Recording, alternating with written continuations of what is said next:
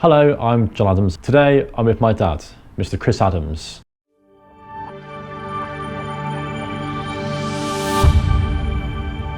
So thanks, Dad, for doing this today. Hello. Firstly, I know you very well. For those people who might be watching this who don't know you, when did you get involved in industry and how did you get involved in industry? Chris Adams. Adams. Dad's Bob Adams and old Bridgnorth family, well, Worthfield family. I was born in Bridgnorth Infirmary. I went to Worthfield School. When I left school, I wanted to be a vet. Didn't go down that route, and like lots of people in those days, didn't go to university. And then I went off for the Royal Navy. I had a few years with them. And then in 1978, my dad phoned me up out of the blue and said, I was very happy, I had a great career with the Navy. I was very happy, doing lots of interesting and exciting things. And he said, would you like to come and join the business? And I thought about it for a moment or two, and I said, okay. And 42 years later, here I am. Good. When I came into the business in 79, I knew absolutely nothing about the film industry. I'd helped my dad over the years. I'd helped him in the coffin shop and done odd jobs with him and done the odd removal when I was a kid, but I knew nothing about the film industry. However, within the first week, I'd sacked all his bearers for a whole variety of reasons I won't bore you with. And I do think he probably thought at that time, what have I done bringing him into the business? Why did I ask him? Yes, why did I ask him? But we brought in new people with a slightly different approach to it. Yeah. And even in those days, I suppose with my Navy training, I was able to instill management into the system. Yeah. And some structure and some standards. I suppose that's when the standards started to grow, really. Yeah. I did an apprenticeship with the company, really. I did the grave digging, I did all the coroner's work, I did the out-of-hours removals. I did all the stuff that nobody else really wanted to do in those days, but it was a fabulous foundation for me, because no grave digger can tell me he can't dig a grave because I've been there and done it. Yeah. I remember digging a grave up on the top of the Clee Hill. On one occasion. It took me 2.5 days to dig a single grave. It was snowing, the snow was going horizontally, it was cold, it was bitterly cold, and I remember getting on my knees in the bottom of the grave in tears, saying to myself, why? Why did I agree to come and do this? So it was a good grounding. And I was very lucky with my dad, really, that he was able to accommodate me when I came back into the business. Lots of new ideas to raise those standards. In those days, people didn't wear their own clothing. They weren't dressed in their own clothing. They had a shroud. Yeah, a gown. A gown. My dad's view, because they're traditional, was you had a choice of gowns, a choice of colours. You could have a white one, or you could have a white one. Okay. And one of the reps turned up here while he was away one day, and I purchased all sorts of colours, different colours and styles and whatever, took them into the coffin workshop and stacked them away. And that was the end of the matter, really. And then one of my dad's best friends passed away, very sadly. And we made the coffin, and I had a chocolate brown shroud, which I know sounds pretty tacky today, but it was lovely. It was a beautiful gown. And I thought, that'll just do the job. So we lined the coffin, placed the lid on. We had to take the coffin home the night before to put this person in. And Dad and I arrived, and he made all the usual niceties with the family at the time, and we took the coffin upstairs and put it in the bedroom, took the lid off, and I thought he was going to have a stroke when he saw this brown linings and brown robe. He went absolutely ballistic, and we had a full-scale, full-blown row in silence in the bedroom just above where these dear souls were downstairs. And he went ballistic. He went absolutely ballistic. Could not believe I hadn't used a white shroud. Yeah. Anyway, nothing we could do, we couldn't change it. So we very carefully placed the gentleman in the coffin and we dressed him. And I was very crestfallen, heartbroken I was, because I thought I'd done a wonderful job. And we placed the coffin on the trestles at the side of the bed, and he, just get out. So I went and stood out on the landing, absolutely crestfallen, tail between my legs, and he brought the widow, who he was great friends with, up the stairs. And as they went into the bedroom, I heard her say to him, "Oh, Bob, you've put him in brown, his favourite colour." And my dad said, "Yes, I know, that's why I chose it." And that conversation was never discussed. We got into the removal ambulance and came back to us. He never apologised. I never said anything, but I had a little smile on my face for a few days. Was it a long drive home? It was, and that was another example of he never questioned that again. Yeah. He was very accepting of all the changes that I wanted to bring into the company, and he was very accepting of the rising of the standards. I think you probably realised that you were doing it for the right reasons. Well, I think so. I think, again, going back to the 60s and 70s, it wasn't quite like this, but I mean, funerals were arranged on the back of a cigarette packet. Yeah. Not quite on the back of a cigarette, but you know what I mean. And people weren't asked what sort of coffin do you want, or what do you want them dressed in, or how do you want to do this, that, the other. It was just done a certain way. You went to the funeral director and he sorted it out. Yeah, they just got the date and times fixed for you. Yeah. We'll see you then. Yeah, and the vicar will sort out the hymns that you want. And there was very little choice. It was, this is what happened, this is what happened. And so Dad was very good. I mean, I will, until my dying day, I will always say that the standards that we've got here now are only because he allowed me to do that. So Dad, you've been doing this now for 42 years in this industry.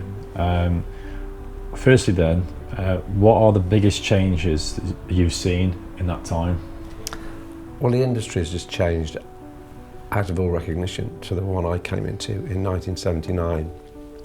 And I think it just reflects really the society that we live in. The community in which we live has changed out of all recognition. When I was a lad, Bridgnorth was a small community, we knew everybody. It's now a big town. In those days, when a bereavement occurred, it was almost unheard of not to have a religious funeral, to a greater or lesser extent. The community, the death would be a community occasion. Yeah. Neighbours, friends. In those days, you would be born in Bridgnorth. You'd be educated in Bridgnorth, you'd marry in Bridgnorth, you'd work in Bridgnorth, you'd die in Bridgnorth. People didn't travel. Everybody knew everybody. It was very much more community-based, and religion played a big part in your life. Today, we're in a completely different place. So, with that religious funerals then, why do you think we're seeing a sort of change, a shift? What do you think the reasons for that are? As people have moved around and Bridgnorth has grown and expanded, lots of new people have come to live here, and they brought with them their requirements. They brought with them the standards that they're used to from the communities that they used to live in. Different religions, no religion. Yeah. 14% of funerals last year, direct cremation. You have to ask about why do you do a funeral service? Yeah. What is the point of a funeral service? Yeah. It can be a costly exercise, not always, but it can be a costly exercise. Emotionally, you're arranging things in a time when really you're being asked questions at the wrong time. Yeah. Decisions are having to be made at the wrong time. You've got to let go of somebody that you love. So why do we do all this stuff? And where I sit, a funeral service is held for a variety of reasons. It's held, if we have a God, we can thank our God for that life. Yeah. We can celebrate the life, we can think about them, we can mourn them. People tend to forget today in this very false world that we live in, that mourning is quite an acceptable part of this process. Yeah. We can think about our own mortality. There isn't a single funeral service I go to where I don't at some point think to myself, my God, this is going to be me one day. Yeah. We can allow neighbours, friends, all sorts of people, work colleagues, all sorts of people can come along and support us, at least when the conditions allow us to, post-COVID. But the bottom line of every funeral service is that physically we have to let somebody go. And it's how we do that, and it's what we expect from doing that. And my counsel to most of my clients is to let them go with love and with thought and with dignity and with thanks. Each bereavement is different. Every single relationship on this planet is unique. So consequently, whenever we lose anybody, it's a unique experience. Only you know. You lose your wife, you lose your husband, you lose your children, you lose your parents. And there will always be somebody who comes along and puts their arm around you who's gone through a similar experience, and they'll say, I know exactly how you're feeling. I know exactly, I lost my whoever. And the reality is, no, they don't know how you're feeling. They know how they feel. Yeah. Because that relationship is so unique. And quite often, forgiveness is an important part of what we do in a funeral service. Sometimes we need to forgive them, sometimes we need to forgive ourselves, and that's okay. Yeah. Very early on in my professional life, I arranged a Buddhist funeral, one of the first Buddhist funerals I ever arranged, and we were very lucky. We had a treble slot at Bushbury Crematorium because the service went on for nearly 2 hours. We were very lucky because we had a series of monks that came, Buddhist monks that came, and one of them was an English guy who would stop the service every now and again and explain what all the chanting and rituals were about. And he stopped the ceremony at one particular point and he said, I want you all to close your eyes and bring this person into your minds, which they did. And he said, now, I want you to forgive them. I want you to say it's okay. For anything that they've done that's offended you or has upset you in any way, let that go. And there was a few moments of pause. And then he said, now bring them back into your mind. And now he said, I want you to ask them to forgive you for anything that you may have done that's offended them. And I remember thinking at the time, you know, this is quite powerful stuff. This is really the bottom line of what all these funeral services are about. And that's another example, again, you say on about the population and communities changing. Those, obviously, that Buddhist funeral that you attended, we're seeing more of that now in civil funerals. Absolutely. So it's an example of how it's a positive thing, really. My dad would never have arranged a Buddhist funeral, and my granddad and great-granddad wouldn't have known what one was. Yeah. Going back to 79, as I said to you earlier, you know, religious funerals were the thing. That's what you did. Yeah. To a greater or lesser extent. You would either go to church, followed by burial or cremation, and have a full religious ceremony, or we're not terribly religious, so we just go to the crematorium and we do a very light religious ceremony for them. There were always tame priests that we could get to do that. The situation today is that we've gone from that, where it was all religious services, to like segments of an orange, really. We've gone from a religious service to humanist services. So humanist services came online, totally non-religious, yeah. A sort of this is your life, a celebration of the life and times of the person that's passed away, with absolutely not a smidgen of religion in it. Yeah. And that has now evolved into what we refer to as a civil funeral service. Yeah. And the only way, people say, well, what's a civil funeral service, Chris? And the only way that I can describe a civil funeral service is totally non-religious. Yeah. But with a bit of religion in it. Yeah. So it's a sort of, this is your life with the Lord's Prayer and perhaps a hymn. And that actually, for a lot of families, means they've got a foot in both camps. They've got a little bit of religion, just to be on the safe side, but really we want to go down the non-religious route. And it works well for lots of people. And I'm finding, and as I'm sure we all are here, that more and more funerals are going down the civil route. Yeah. Just on this subject then, there's been like more media awareness now of alternative funeral directors. So the thing like the Buddhist funeral that you attended, and obviously the services we offer, what is an alternative funeral director compared to a traditional one, if that is even a thing? What is the difference? Well, we've always been alternative. Yeah. We've always been offered alternative funerals. So I suppose because you were doing like home burials like 30 years ago, it's not actually a new thing. No, I remember my very first one. My very first home burial, we had to make arrangements for a little grave in a wood, and I organised the gravedigger to come and join me, and he was very suspicious as he got out of his truck, I remember, and gazing at me, you know, not quite sure whether this is an April Fool prank or what. Thought you gone mad? Thought I'd gone completely lost it, yeah. So he got his planks and all his bits and pieces and put them in the wheelbarrow, and off we went across this field, over a couple of barbed wire fences up towards this hill with the wood on it. Yeah. And he plonked the wheelbarrow down and he said, okay, you've got me. Really, where is it? And I said, really, where it is? It's up there in the wood, and off we went. But it wasn't just that, it was the enormity of looking into the legal situation, because nobody knew back in 1980, 81, when I did my first home burial. No, who do I speak to? You speak to the registrar. No, wasn't a coroner, didn't want to know. Nobody wanted to know, and the reality is it's evolved as we've gone on. But still now, though, it's not a done thing. I know you've done them since, and still now, I'm always surprised how sort of simple it is to do it. Very simple. And I mean, people you can be buried wherever you want to, really, with with restrictions, I suppose. But it's just a question of taking the advice of your field director, and your field director taking the advice of the local council, environmental health, and ensuring that that there are no legal problems. Again, with that as well, though, which is interesting, about cost of funerals now, there's big there's scrutiny on that. So, for example, Bridgenall Town Cemetery, for non-parishioners, just for a burial plot down there could be sort of £3,000. For a home burial, other than the grave digging, there's no charge. Nothing. So that's probably something to look at. Absolutely. We, as you know, are interested in our own green burial site, which we're looking into at the moment.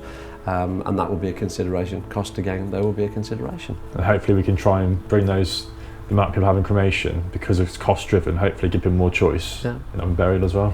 Well, currently, I think, and I haven't got the exact figures, so this is off the top of my head really, but I think we're looking at about 75-76% of all deaths in the United Kingdom going down the cremation route. And a lot of that is to do with cost. Cost driven. You know, we can go to the crematorium for £900, or we can go to the local cemetery for £3,500. Well, it's a no-brainer, isn't it, really? But then sometimes they don't realise to have the ashes buried in that cemetery can cost extraordinary amounts as well. Amount of money as well. So but there are lots of alternatives with the disposal of cremated remains that people can now do, which again you couldn't do when you started. Back in '79. It wasn't done. No, that's interesting, Dad.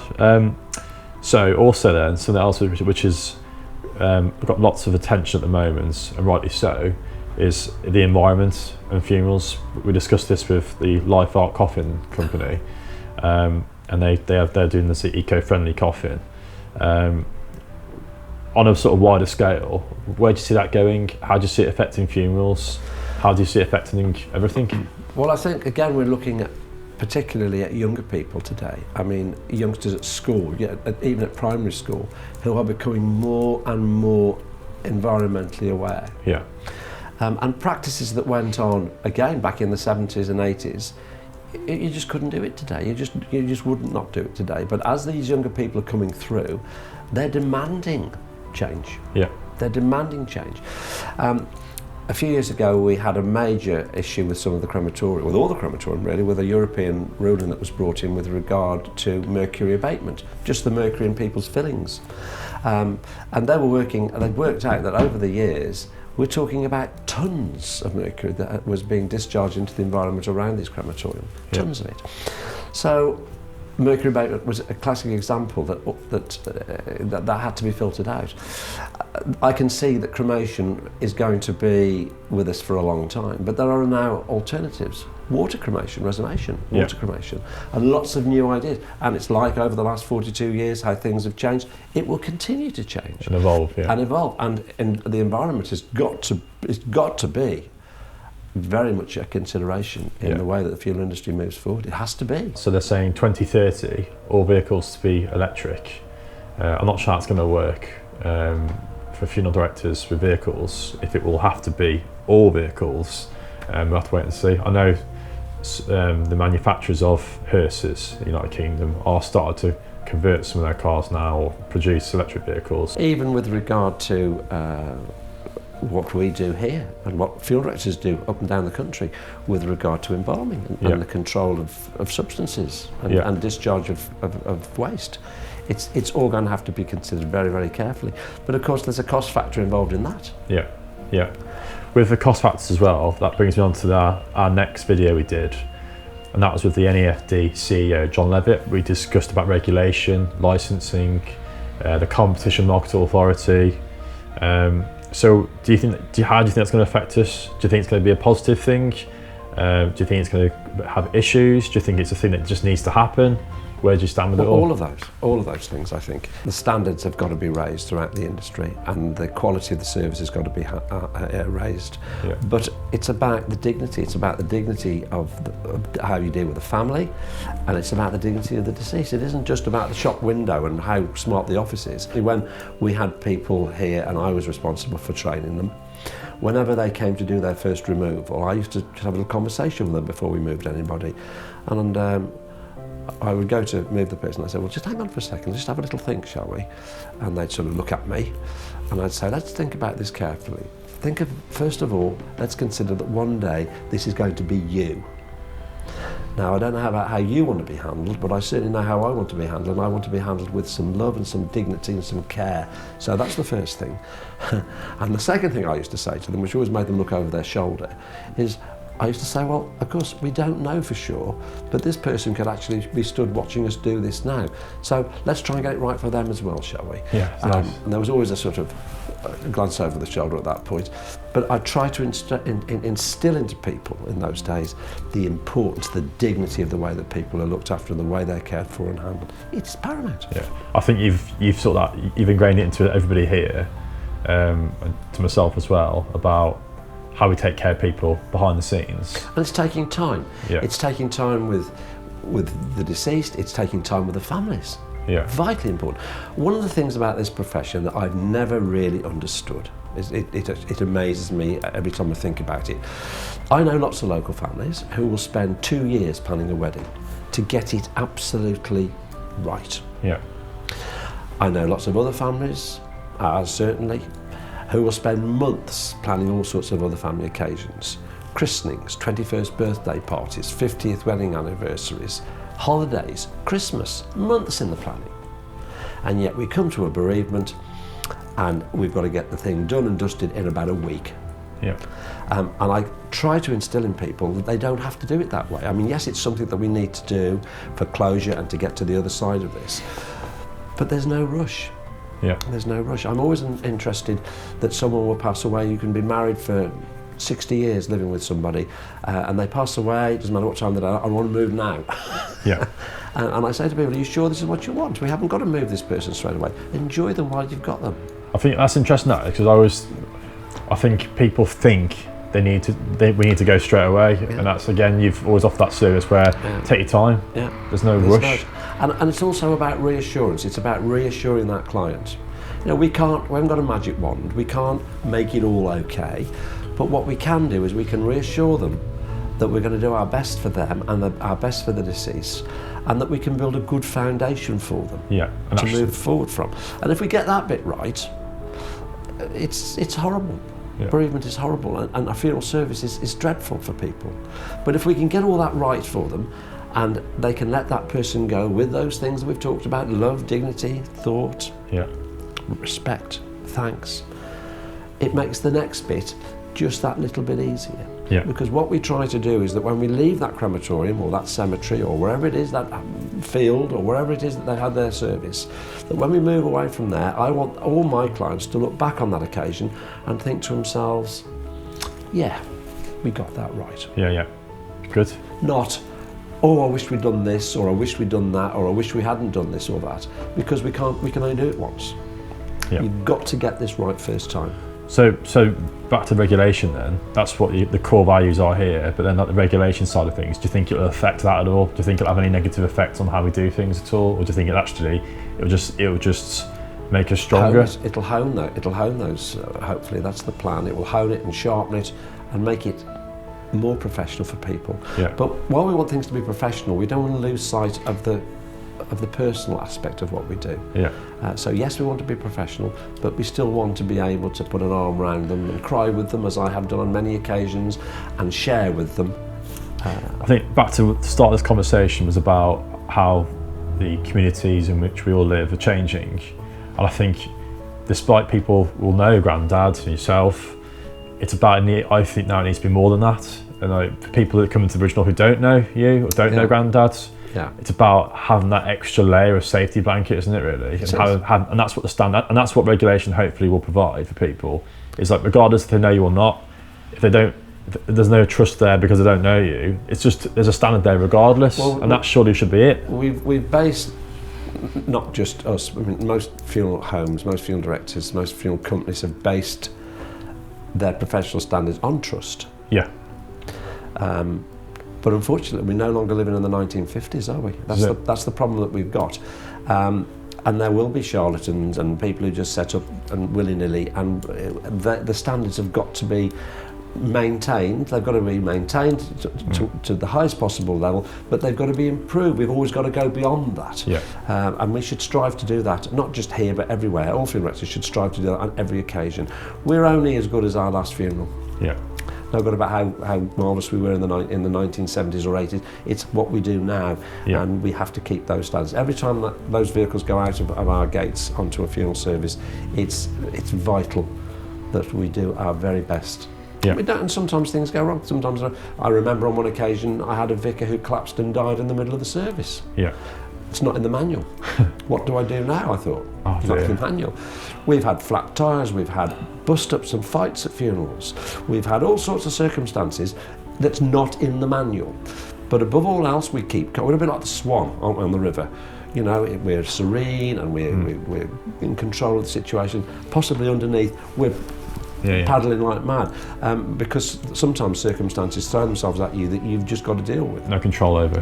But ultimately, the standards have got to be right. We've got to be able to deal with those situations. Educational, from the educational standards within the funeral industry, the standards of the staff, the way they deal with people, the facilities that we offer, our vehicles. Yeah. Yeah.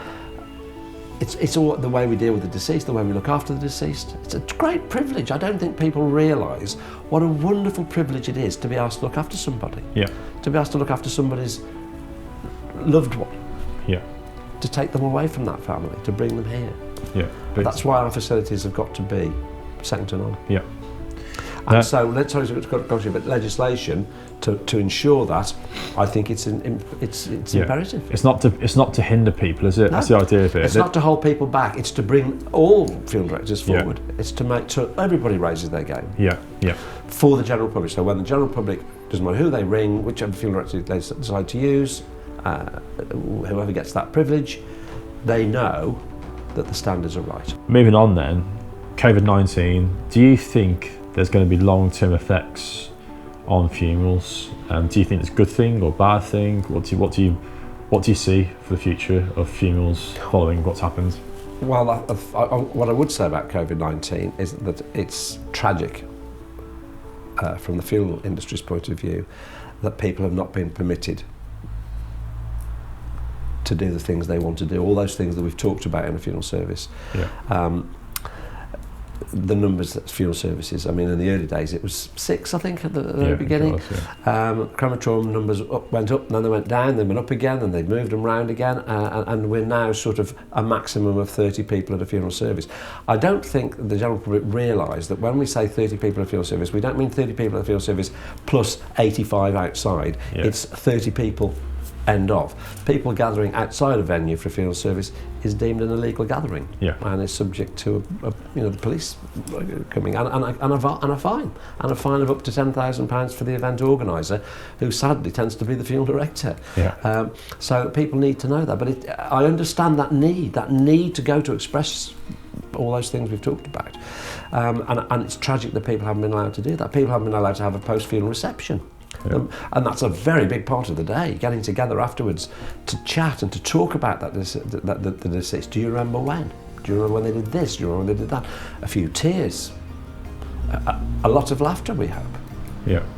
And the ability to share and to break some ice, so that when next time you meet those people, it's all been said and done and put to bed, and they can all move on with their lives. I think most funeral directors have been tremendously innovative in some of the things they've come up with. Zoomcasts now and webcasts of services are quite a common thing to do, which was something that would never happen before. Yeah. Nearly everybody has a webcast now. Yeah. DVDs of the services, recordings of the services, routes and routing of funerals cortèges past old houses, down old streets where people will run, past the old factory, past the... It's become very much more a thing to do, to try and involve as many people as possible, bearing in mind social distancing at all times. Yeah. So it'll be interesting to see where we go with the industry, but as we've said about the industry changing over the past 42 years, this will be another of the innovations that we have to now adapt our services to move forward with. But you and I have talked about though how some of the positives have been how it's sort of stripped it back almost. Yeah. It's back to the values which you talked about right at the start. Yeah. Most definitely. That's been there more, isn't it, I think? Most definitely, and it's made it very much more personal. Yeah. For families, it's very much more intimate ceremonies. Yeah. But again, for a larger group of people, the fact that they can't go to these services, and for some families to feel robbed of having that facility of being able to have family and friends around them and to support them, it's been hard. The last question to ask you then, Dad, really. Talked about sort of what, when you started in industry, the values of yourself and sort of Perry and Phillips as a whole. The future, where do you see it going? What do you want to achieve in the future? Do you have goals for the business or the service we offer? It's just remain as it is. What do you want to achieve for Perry and Phillips?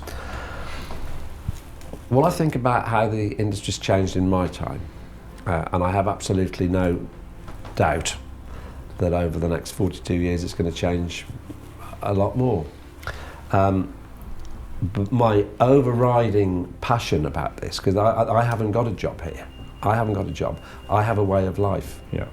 A minimum working week for me, 70, 75 hours. Most weeks it's 100 plus hours a week. But it's a passion. It isn't something that I've got to do. It's something I do because I'm passionate about it. And it's to maintain those standards. It's to maintain the quality of the service that we offer, which we strive to do. We don't always succeed, but we do strive hard to do.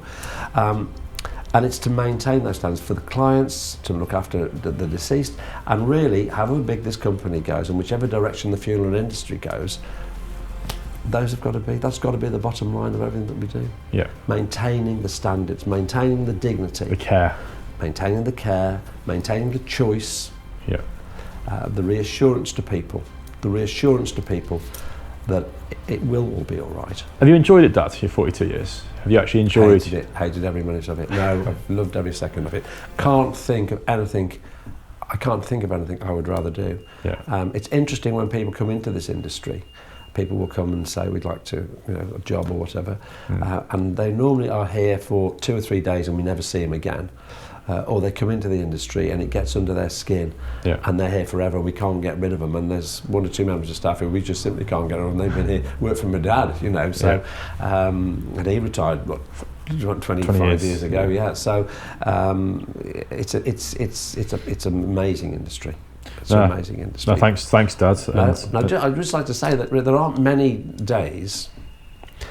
Or nights, I should say, when I don't get into bed at the end of the day. And I work a 7-day week most weeks.